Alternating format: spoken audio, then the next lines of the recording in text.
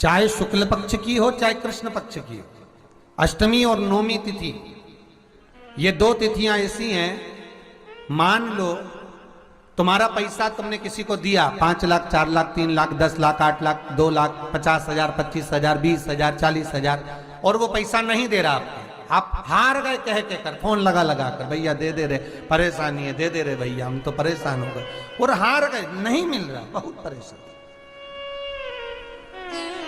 तो महाराज किसी भी अष्टमी या नवमी तिथि के दिन आप मां जगतजननी जगदम्बा का शिव के साथ में शिव शक्ति का स्मरण कर कर देवी के नाम की 9 आहुतियां, सूखे बीले की, मतलब बीला जो सूख चुका है उसकी 9 आहुतियां अग्नि में शंकर और सती के नाम से, शंकर और शिव के नाम से समर्पित करें, और आखिरी आहुति जो समर्पित करें उसमें थोड़ा सा भाग तिल का, और तिल भी काली नहीं चढ़ती उसमें, श्वेत तिल का भाग उसके साथ लगाकर समर्पित करें, और जिससे धन लेना है उसका नाम लेकर वो समर्पित करें महाराज, उसको सुध आएगी और वो पैसा किसी भी हाल में आपके हाथ में थमाकर जाएगा ही, ये पक्का है।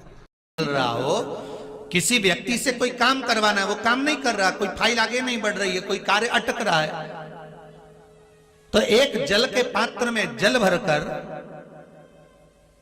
5 बेलपत्री शिव जी को समर्पित कर कर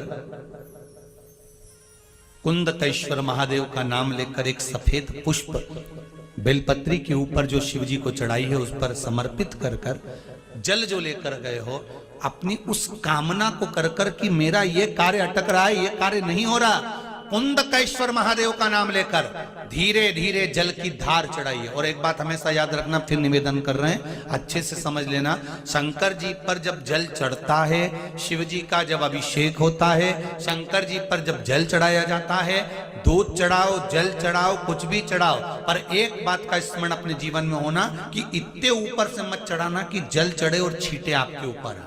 बहुत ध्यान दीजिएगा।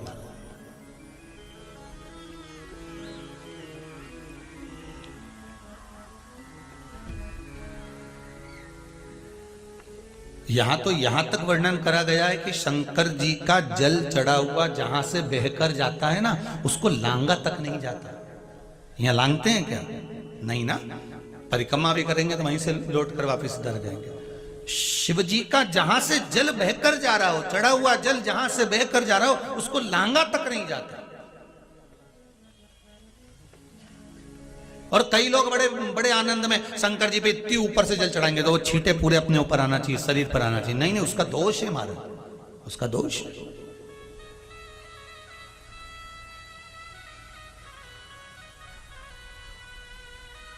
शिव जी को अगर आप जल चढ़ा रहे हो, जैसे आप भगवान को अगर जल चढ़ाओ, दूध चढ़ाओ, तो मान लो अगर जैसे एक सरल भाषा में समझ लो और अच्छे से, कि जैसे ये शिवलिंग है शंकर जी का, ये शिवलिंग है, और आप जल चढ़ा रहे हो तो इतनी ऊपर से छोड़ोगे तो पानी का छींटा तो अपने ऊपर आएगा, पर वही जल, वही दूध, वही सामग्री आप शिवलिंग से थोड़ी सी दूरी बनाकर अगर आप समर्पित करेंगे तो बाबा उसको स्वीकार भी करता है और आनंद की अनुभूति भी होती है, कार्य में सिद्धता भी आती है, कार्य में उसकी सिद्धता भी। अब तुम तो ऊपर से छोड़ रहे हो जिससे वो पानी तुम्हारे ऊपर ही आए, तो वो एक अलग प्रसंग है, वो एक अलग विषय।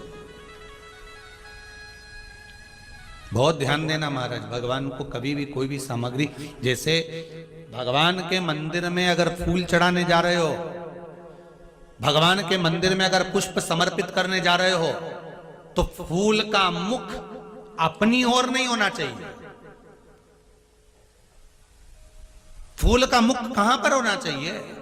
जम के बोलो जरा, भगवान की ओर। शंकर भगवान के सिर से एक पसीने की बूंद पृथ्वी पर गिर गई, गिरते से एक धधकता हुआ अंगारा, लाल धधकता हुआ अंगारा ग्रह एक पुत्र के रूप में जन्म ले लिया, पृथ्वी से हुआ, इसलिए मंगल कहला गया। धधकता हुआ,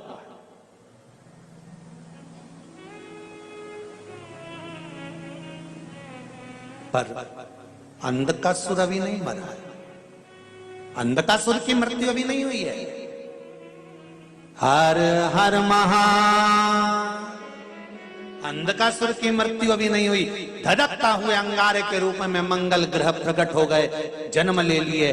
पार्वती जी ने पूछा ये कौन है? शिव जी कहते हैं ये मेरे पुत्र के तुल्य है, क्योंकि मेरे शरीर के पसीने से उत्पन्न हुआ है, मेरे मस्तक के पसीने से पृथ्वी पर गिरने के कारण ये उत्पन्न हुआ है। इसका नाम मंगल होगा, ये ग्रह मंडल में रहेगा, देवताओं के रूप में पूजा जाएगा, पर मेरे क्रोध के कारण उत्पन्न हुआ है, इसलिए इसका ग्रह थोड़ा सा क्रूर होगा।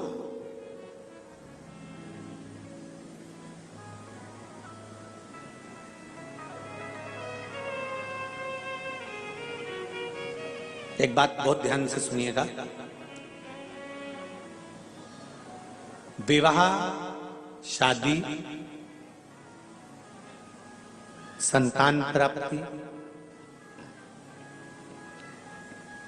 विवाह के बाद में विवाद या किसी नए कार्य के लिए आगे बढ़ रहे हैं और उसमें अड़चन आ रही है, तो एक बार किसी ज्योतिषाचार्य के पास जाकर पूछना, वो बता देगा या तो मंगल या शनि कुछ ना कुछ, कोई ना कोई क्रूर ग्रह तकलीफ दे रहा होगा। ज्योतिषाचार्य के पास जाएंगे, वो कहेगा। जितने भी ग्रह हैं, चाहे राहु हो, केतु हो, मंगल हो, शनि हो, बुध हो, भौम हो, सूर्य हो, ये सारे जो ग्रह हैं ये शंकर भगवान के शिवलिंग के पास में विराजमान है। शिवलिंग के पास में विराजमान। कभी मौका मिल जाए, विवाह शादी में देरी हो रही हो, या कोई नया कार्य चालू कर रहे हो उसमें देरी हो रही हो, या कोई सर्विस के लिए, नौकरी के लिए जा रहे हो और वो कार्य नहीं हो रहा हो, तो एक धतूरा, केवल एक धतूरा, उस धतूरे को फोड़कर उसके अंदर का फल निकालकर उस फल को शिवलिंग पर चढ़ाकर एक लोटा जल शंकर भगवान को समर्पित कर आइए। दिन होना चाहिए मंगलवार। कौन सा दिन होना चाहिए? जम के बोलो जरा, मंगलवार का समर्पित करो। उसके बाद में आप विवाह के लिए अगर समर्पित करे हैं तो विवाह में देरी नहीं होगी। व्यवसाय और व्यापार के लिए या नौकरी के लिए समर्पित करे हैं तो उसमें देरी नहीं होगी। एक विदल और उत्पल नाम के दो राक्षस थे, असुर। दोनों ने उपद्रव मचाया। एक बार विदल उत्पल माता पार्वती जी के पास में गए और जगतजननी जगदम्बा जी के स्वरूप को देखकर उनकी ओर आसक्त हो गए। मां को क्रोध आता है। माता पार्वती ने गणेश जी के हाथ से कुंदुक लिया। कुंदुक जानते हो? गणेश जी के हाथ में एक शस्त्र होता है एस जैसा, वो कुंदुक कहलाता है। कुंदुक को लिया और माता पार्वती ने उस कुंदुक को फेंककर विदल और उत्पल दोनों का संहार करा। भगवान के चरणों में जाकर वो कुंदुक गिरा। गिरते ही भगवान शंकर के चरणारविंद में कुंदुक से चोट पहुंची, जिससे उनके चरणारविंद से कुछ रक्त की बूंद निकली है। महाराज शिव जी का नाम कुंदकेश्वर हो गया है। महाराज क्या नाम पड़ गया? कुंदकेश्वर। रक्तांबर में शंकर को देखकर मां के नयन सृजल हो गए। मां के नयनों में जल आ गए।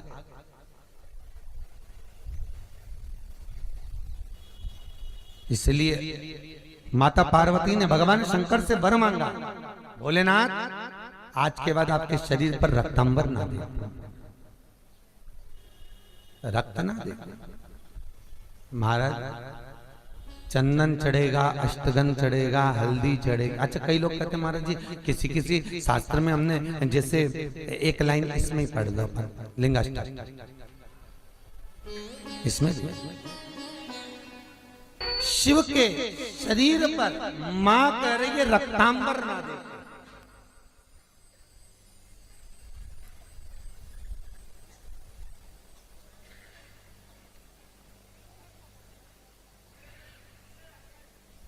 तो यहां कौमार खंड करा, शिव महापुराण का कौमार खंड और कौमार खंड का 22वां अध्याय शिव महापुराण में वर्णन कर रहा है कि पार्वती जी ने शंकर जी से यह मांगा कि मैं रक्तांबर न देखूं। ठीक है, तो शंकर जी पर अष्टगन चढ़ता है, चंदन चढ़ता है, अबीर चढ़ता है, गुलाल चढ़ता है, पर शिव पर रोली कुंकू नहीं चढ़ता। पर लिंगाष्टक के अंतर्गत कुमकुम चंदन लेपित लिंगम, या स्पष्ट किया कि कुंकू चंदन। तो महाराज जी फिर ये चरित्र का वर्णन, कुंकू तो यह लिखा है कि कंकु चढ़े। तो बहुत ध्यान देना महाराज, शंकर भगवान के शिवलिंग पर आपको फिर निवेदन करूंगा, भगवान शंकर का ये शिवलिंग है। ठीक है, ध्यान देना, ये माता पार्वती का स्थान है। बीच में शोक सुंदरी, राइट लेफ्ट भगवान के पुत्र, ऊपर 5 कन्या। अम्बा माता पार्वती ने भगवान शंकर से जो मांगा है, आपके शरीर पर रक्तांबर ना दे। ठीक है, आपके शरीर पर मैं रक्तांबर ना दे महाराज, क्योंकि कोई भी पत्नी अपने पति को कभी रक्त में सना हुआ नहीं देखना चाहिए। कोई विषम समस्या यदि आपके सामने खड़ी होती है, विषम समस्या जिसका कोई निराकरण हो ही नहीं रहा, सब दूर हाथ जोड़ लिए, सबसे कर लिए, सबको प्रणाम कर लिया, सबसे बोल दिया, सबसे विनय कर ली, तो भी वो समस्या मिटी नहीं रही है, तो हमारा निवेदन है 5 बेलपत्र, 5 दुर्वा, दुर्वा जानते हो, दूब दुर्वा, 5 दुर्वा, 5 बेलपत्र, 5 कनेर के पुष्प शिव जी को समर्पित कर कर उसी 1 लोटे जल से 5 बार शंकर भगवान को जल चढ़ाना प्रारंभ करिए। लगभग 1 हफ्ते यदि आपने शिव को जल चढ़ाना प्रारंभ कर दिया इसी क्रम से, तो निश्चित है वो समस्या का हल 1 हफ्ते के अंदर बाबा को निकालना ही पड़ेगा और आपका लक्ष्य निश्चित करना ही पड़ेगा। कई लोग कहते हैं भगवान हमको दिखता ही नहीं है, तुम काम करते रहो। कंपनी का मालिक है, उसने इस सृष्टि को रचा है, इस सृष्टि का निर्माण किया है। वो दिखेगा भले नहीं, पर कंपनी चल रही है। सब कुछ दिया उसने संसार में, फिर भी अगर रोते हो तो तुम्हारी जिंदगी का रोना। कई लोग कहते हैं मैं बहुत गरीब हूं, मेरे पास में कुछ नहीं है। भगवान कहते हैं मैंने तुझे करोड़पति बनाकर भेजा है। एक लड़का, नौजवान लड़का, मरने के लिए ऊपर पहाड़ पे चढ़ गया। वहीं पर संत निकल कर जा रहे थे, कोई शिव के भक्त थे, भगवान शंकर के परम भक्त थे, निकल कर जा। लड़के से पूछा क्या कर रहा है? कहा सुसाइड कर रहा हूं, मर रहा हूं। क्यों मर रहा है? भगवान ने मुझे इतना गरीब बनाकर भेजा, मेरे को कुछ भी नहीं दिया, मेरी किस्मत में तो भाटा ही भाटा लिखा, किस्मत में कुछ भी अच्छा नहीं था, मेरी किस्मत तो पूरी बेकार है, मेरी किस्मत में कुछ अच्छा है, मेरी किस्मत तो सब बेकार है। भगवान ने मेरे को कुछ अच्छा दिया ही नहीं, मेरी किस्मत में तो भाटा ही भाटा लिखा, मेरी किस्मत है ही अच्छी नहीं, तो मरना अच्छा, इसलिए मैं मर रहा हूं। शंभो शंभो शंभो शंभो, मैं मर रहा हूं, मैं मरने जा रहा हूं। गरीब है, परमात्मा ने मेरी किस्मत में धन नहीं दिया। तो संत ने कहा तू अगर मरने ही जा रहा है तो कल मर जाना, आज का मुहूर्त है भी अच्छा नहीं, आज मरने वाले भूत बन जाते हैं, और कल मरेगा तो सीधे बैकुंठ जाएगा। तो उसने कहा एक ही दिन की तो बात है, कल मर जाऊंगा, उसमें कौन सा टेंशन, पर एक दिन में करूंगा क्या? तो संत ने कहा अब जब तू मर ही रिया है तो मेरे काम आ जा, थोड़ा बहुत मेरे ही काम कर ले, मरते मरते मुझे ही कुछ दे के चले जा। तुम्हें क्या चाहिए? तो के बस कुछ नहीं चाहिए, तू मेरे साथ चल। संत ने हाथ पकड़ा, उस व्यक्ति को लेकर राजा के पास पहुंच गया। राजा ने देखा मेरे गुरुजी आए, प्रणाम। गुरुजी ने आशीर्वाद दिया, राजन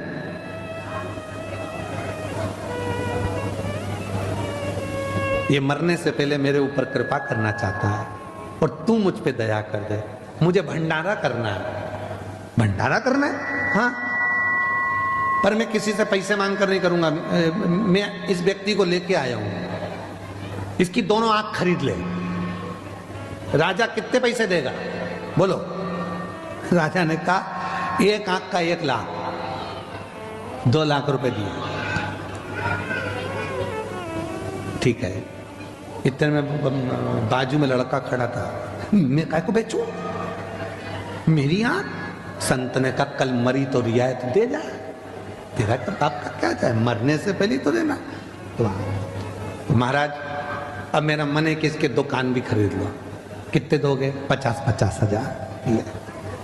इसकी दोनों किडनियां। राजा ने कहा किडनी ठीक है, 15-15 लाख। पांव 5-5 लाख, हाथ 8-8 लाख, 1,12,00,000 का हिसाब बन गया। चलो निकाल लो इसका सब, पैसे दो। इतने में बोला मैं काय को दूं? मैं काय को दूं? भाई तो कल मरना ही तो है, उससे पहले देने में दिक्कत क्या है? नहीं, मैं नहीं दूंगा। उसको समझ में आ गया। संत के चरण पकड़ लिए। महाराज मुझे नहीं मालूम था कि मैं भी करोड़ों का हूं, मैं भी करोड़ों का हूं। मुझे मालूम नहीं था।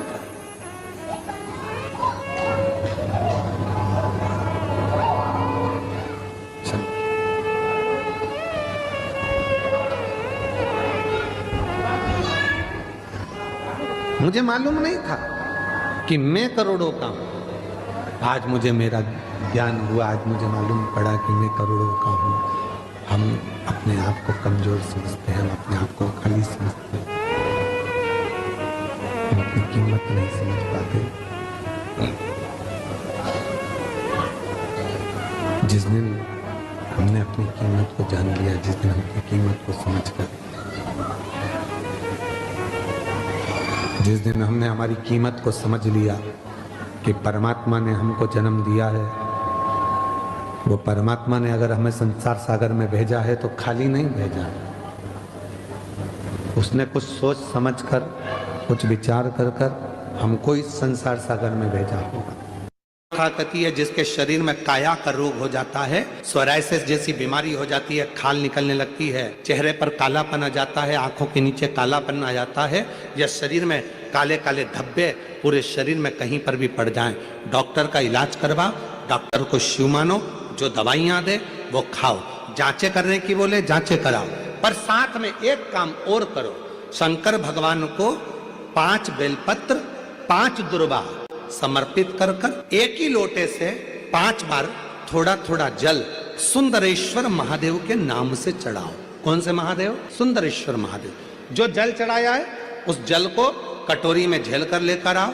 5 दुर्वा में से 1 दुर्वा 1 बेलपत्र उठा कर लिया आओ। बेलपत्री को सुबह के समय खा लो, दुर्वा को प्रदोष काल में खा लो, और वो पानी को पूरे शरीर पर 5 बार लगाना चालू कर दो। शरीर में कितना भी अगर कालापन आ रहा होगा, छट्टे पड़े होंगे, सोराइसिस जैसी बीमारी भी होगी, तो लगभग 1.5 महीने के अंदर पूरा काया ठीक होना प्रारंभ हो जाएगी। सुंदरेश्वर महादेव का इतना महत्व। में अगर किसी का तलाक हो रहा है, छूट रहा है, संबंध खत्म हो रहा है, तो आज भी महाराज श्री हरि और हर इन दोनों का साझा कर कर यदि नंदी से लेकर भगवान शंकर के शिवलिंग तक, नंदी से लेकर भगवान शंकर के शिवलिंग तक एक मौली जो लाल पीला धागा होता है ना, जिसको हाथ में बांधते हैं पूजन के टाइम पर, तो वो लच्छा, वो नाड़ा, वो मौली जो है वो जो बांधने वाला है, नंदी का जो एक चरण खड़ा हुआ है, बाकी का चरण एक आगे का नीचे दबा हुआ है,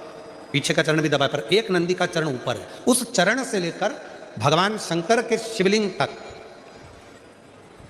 एक सूत्र को बांधा जाए, और उस सूत्र को 7 जगह पर बेलपत्र रखकर उठा लिया जाए, और उठाने के बाद में किसी भी बेलपत्र के वृक्ष के नीचे वो सातों बेलपत्र समर्पित कर कर वो धागा लेकर 7 परिक्रमा अगर बेलपत्र की करी जाए और जिससे संबंध टूट रहा है उसी से वापस प्रेम बढ़ाया जाए, तो वो स्मरण कर कर अगर 7 परिक्रमा उस धागे के साथ में कर कर हाथ में अगर बांधा जाए तो कितना भी दम लगा ले कोई व्यक्ति तलाक हो ही नहीं सकता। स्नेह बढ़ेगा ही, प्रेम बढ़ेगा ही, वो टूट नहीं सकता।